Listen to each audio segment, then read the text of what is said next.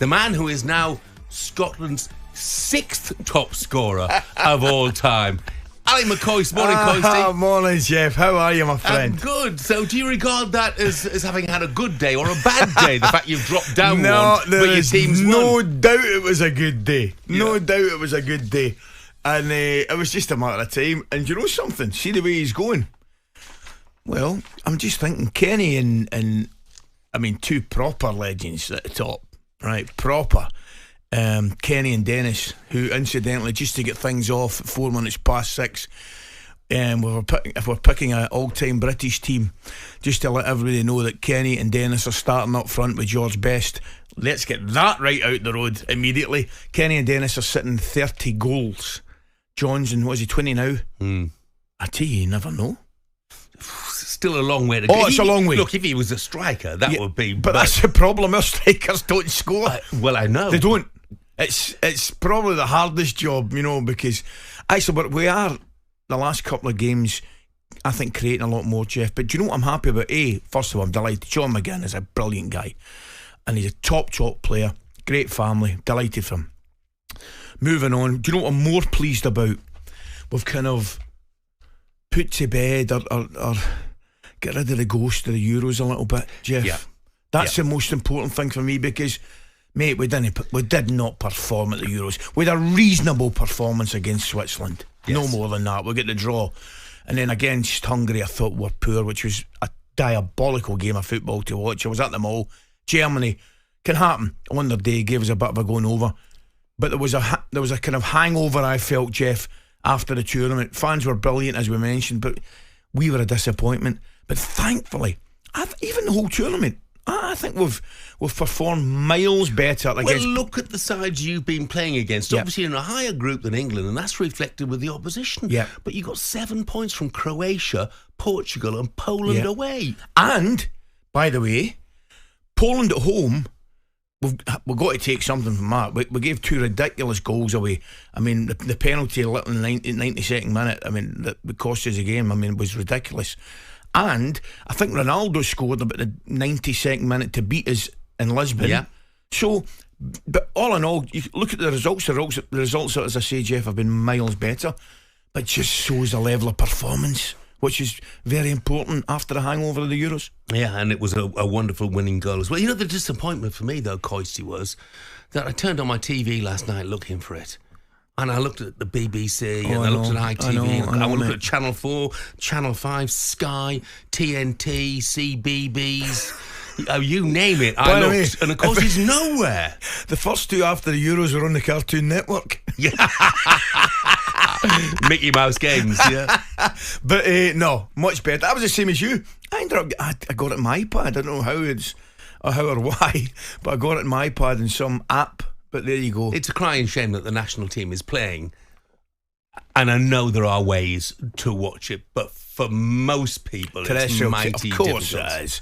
Absolutely. Whether it's, terrestrial television is probably ideal for everybody, but even then, if you can't get it in, you want to watch it on Sky, TNT. Of course you do. You do. Well, as you might gather, Scotland are one of these stories this morning, avoiding relegation in the Nations League A Group 1. It's the world's most complicated blooming tournament. And they've changed. That's it out there. They've changed it again, because I think the last time it was on, if you finished third, you automatically stayed where you are. But now you're going to a playoff with, I think we could get Austria or Greece. I mean, it was a dramatic finish, wasn't it? 93rd minute headed winner from Andy Robertson. What was he doing there? I know. And what was the centre back doing with the cross? Absolute suitor, wasn't it? Brilliant. That was a fantastic. And so was the first goal. And it's a brilliant header. Yeah. I really enjoyed the first goal as well. Lovely ball from Gilmore into Doak, we've not even mentioned him, Jeff. I think he looks as though he's there to stay. He's probably one of the first picks in the team sheet now. At the moment. Brilliant. Well, he gives you something different. Bit of pace. He'll take somebody on, which is the one thing that we never had or haven't had for a long, long time. And that was the one thing I mentioned in the Euros, Jeff. No width.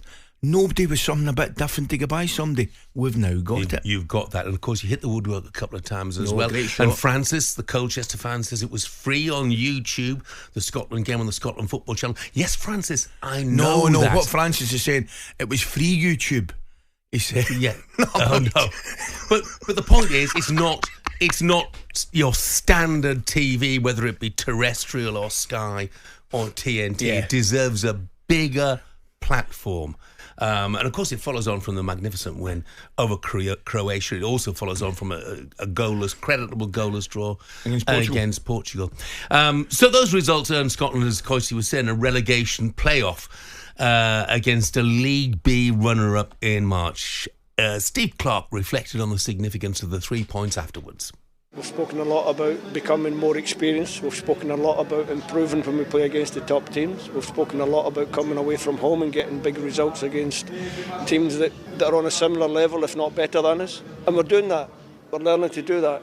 The two boys you've mentioned have been great for me right from the start. I think John now goes on to 20 goals, probably puts him past McCoist. I'm not sure if it does, but there's a little landmark for John. I'm sure he's not finished scoring. Captain's got 80 and a goal, and he made his debut in this stadium as well, so he quite likes this stadium. So, listen, lots of positives. It does take him past Courtney, as we mentioned.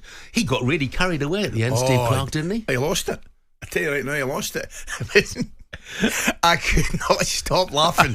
Right, all the boys are going crazy. Right, I mean, you get 94th minute winner, Andy Robertson, brilliant header. Places are erupting. All the lads are at the dugout celebrating. John Carver are amongst it, brilliant. And I watched Stevie. He walked fully 25 yards, patted somebody in the head, and walked away again. I was howling with laughter. Brilliant. No, it was great though. But all in all, I'm really pleased for him as well, because there's been one or two questions, one or two mumps and moans, as we Scots tend to do when things don't go well. Yeah. And I'm delighted for him and the boys. Yeah, he's just delightfully understated, isn't he? Andy Robertson got that winning goal, thumping header it was. He was asked to describe how he was feeling. Obviously it got late in the game, and we're just pushing. We knew we had to win to obviously we didn't know the result in the other game, but we were looking to at least, get a playoff in March, whatever that playoff was going to be, and we just kind of pushed bodies forward, and John Stewart put a great ball in, and I thought I could just jump up, and it was probably one of my better headers, that's for sure, and what a great feeling just to get the win, because I think our performance deserved it, and I think over the 6 games I think we've deserved more points than probably than we've got, and great feeling to win the game tonight. Brilliant that, Jeff, isn't it? What a quote that is for Andy. Probably one of my better headers. Yeah. Andy, I can't remember you having another header. Never mind. I love the part where he says, I thought I would jump up. Seemed like a good idea. Certainly brilliant. Was one of your better ideas, Andy. Well, actually, what is great for Andy Robertson, he's had his critics recently. Yeah. People saying that maybe he's past his best, but there he was, 94th minute, still bombing forward. Sums him up. Absolutely sums him up. He has been absolutely tremendous for club and country. I don't think any Liverpool fan or Scotland fan would argue with that. I genuinely think he's been absolutely unbelievable, and I think it's far. I mean, one or two of the callers in a few weeks ago were critical of him. That's fair enough, absolutely, because it comes with the territory. But you'd be very, very, I think you'd be crazy to write him off, that's for sure. Yeah. 03717 2233. I'm going to say read it. 03717 223344. Let's hear you this morning, Scotland fans. Is Steve Clarke taking the team in the right direction? Give us a call, or you can text us 81089. And we've had a text, actually. It comes from Jock McSporran in the Trossachs. He says, morning guys, when is the open top bus parade? Oh, who's that from? Agent 698. Tremendous. Fantastic. Absolutely tremendous. I love it. Brilliant. Oh, thanks. By the way, just a word. Look, it wasn't the greatest result for Northern Ireland last night. 2-0 up in Luxembourg. But congratulations. They've won their group, and I'll tell you what, Michael O'Neill, I mean, great. The job he's done is astonishing. If you looked at the team, Coisty, I defy you to recognise half the names. In goal, playing regularly at the moment for me, is 19-year-old Pierce Charles. He's from Sheffield Wednesday. He's never made a league appearance for anybody. That's incredible. He's their goalkeeper. They've got Rory McConville, a 19-year-old from, he's a Brighton Academy player playing at full-back. They've got the likes of Brodie Spencer, who's 20, Isaac Price, who's 21. Only 2 of the entire squad are over 30. Do you know I read an article But Michael saying he was going down that route. I can't remember. It might have been the Athletic one. Certainly one of the sports magazines, football magazines, Jeff. And he said he was going to give his youngsters a try, and fair play to him. And you're right, absolutely.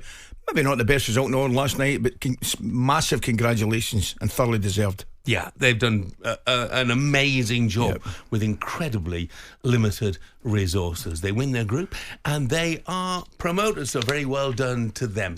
talkSPORT Breakfast, waking you up Monday to Friday morning from 6 a.m. on AM, on DAB, via the talkSPORT app and on your smart speaker. talkSPORT.